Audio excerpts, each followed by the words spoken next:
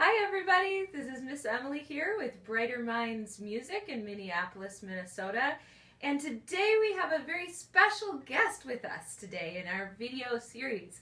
We have a very special friend of mine, Torger Baland with Baland's Piano Tuning, Papageno Piano Tuning in St. Paul. He's based in the Highland Park neighborhood.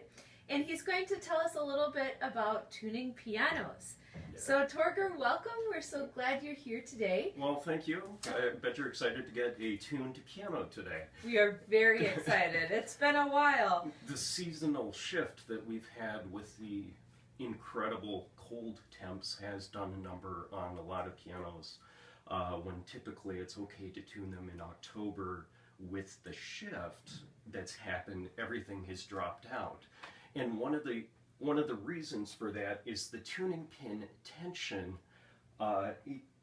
There's about 180 pounds of tension on each tuning string.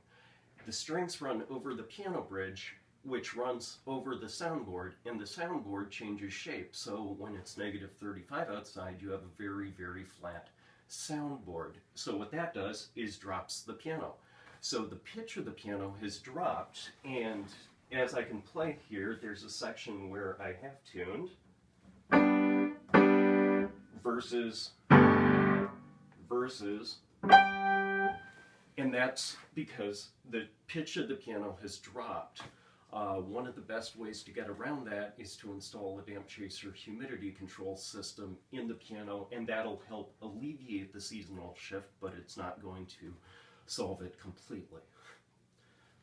But you had asked, of course, about piano tuning itself. So yeah, why should people get their piano tuned? Because it sounds better. You don't want to listen to this. You know, that just sounds crazy, and it's hard to learn how to play piano on a piano that sounds like that. So instead, when you get piano tuning, is really about adjusting the relationship of the notes to each other, so you get the right sequence of fourths, fifths, octaves, so it sounds right and pleasing to the ear. One of the interesting things is with, say, let's just take a fourth. These should progress smoothly up the piano.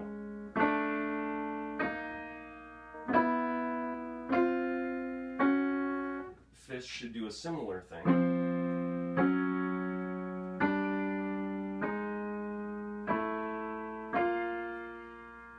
And there are some various tests that I use when I'm tuning for the piano. For instance, for a fourth, we'll just take this fourth.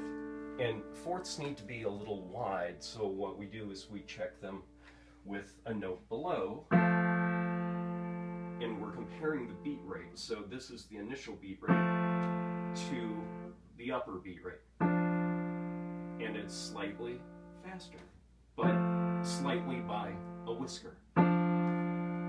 And it may not be perceivable in the video, but that's part of the piano tuning process.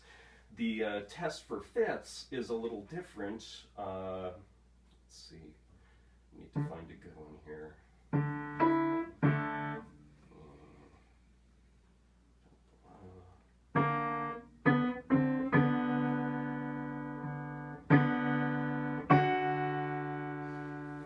So this is a little faster on the bottom and a little slower on top.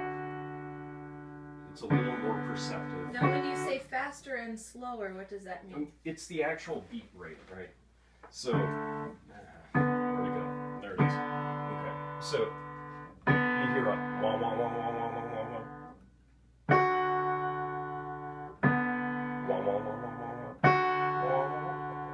It's just a little slower, and it's listening to that, and that's how I end up tuning the piano. Wow, that's fascinating. Could you tell us a little bit about the parts of the piano? The inside? Like, what do you adjust? What do I adjust? Sure. If you can see in this section here, one of the things I'll do when I'm tuning is I will mute off the outside strings, and that lets me isolate so I can hear just one string at a time. The part I'm adjusting is the tuning pin, and this actually manufactured into the pin block. So when I'm adjusting these, there's about 180 pounds of tension per string,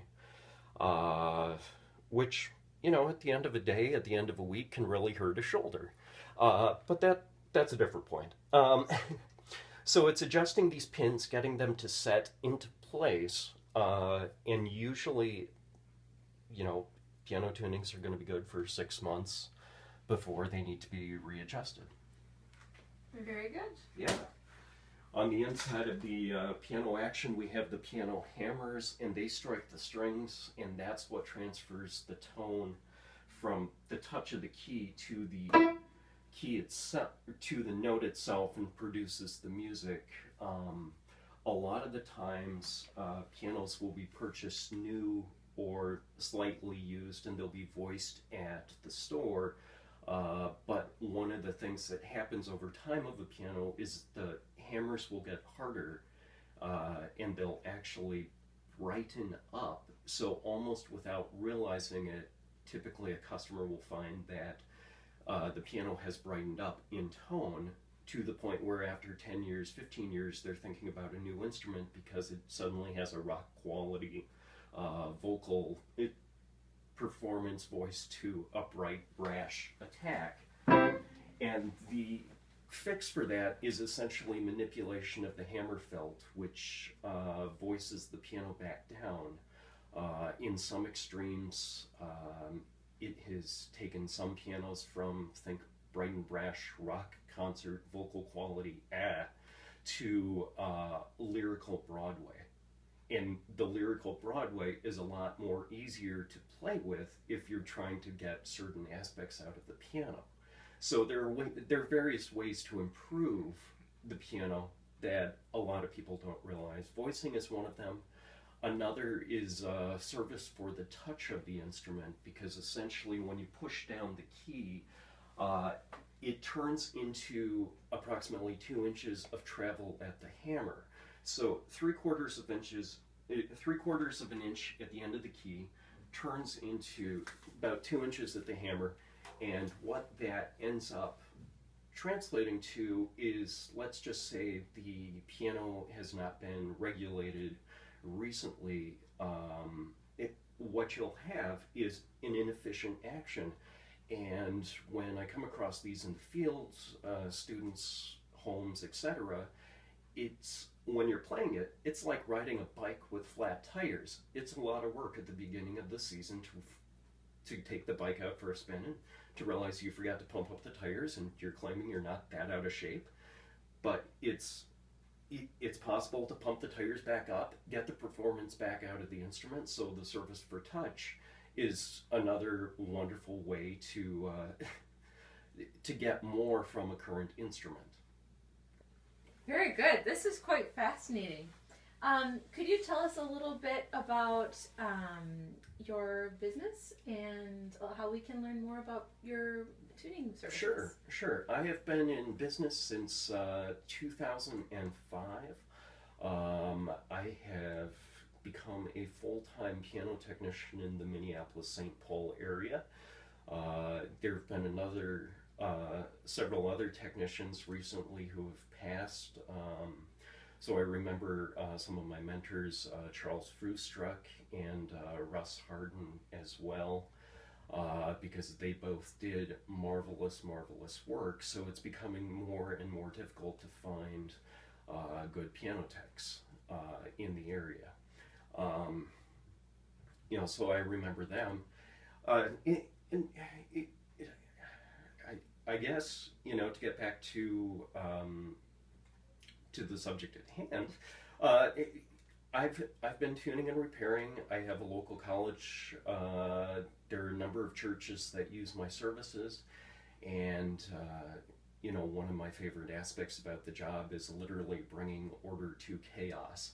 And at the end of the day, I get to play on a piano that sounds absolutely great, and it's a curious relationship because you leave the house, but the tuning stays there, and they get to enjoy it, and they get to keep on enjoying it.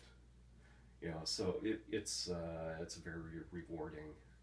Very good. And tell us about how we can learn more about Papageno Piano Tuning? Oh, sure. I have a Facebook page, Baland's Papageno Piano Tuning LLC.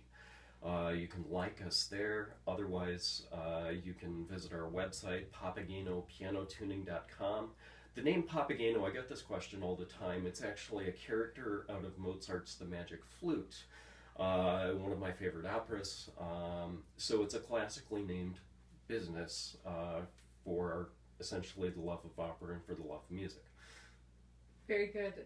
Again, thank you so much for the interview today. I find that piano tuning just fascinating and just love to learn how the instrument works. And I think you did a great job at explaining that to us, and wanted to thank you again for your services. And we highly recommend Torger Baland at Papageno Piano Tuning. Please go ahead and subscribe to more videos at brightermindsmusic.com, and hope to see you very soon. Bye. For more tricks and tips, please visit us online at brightermindsmusic.com. See you soon.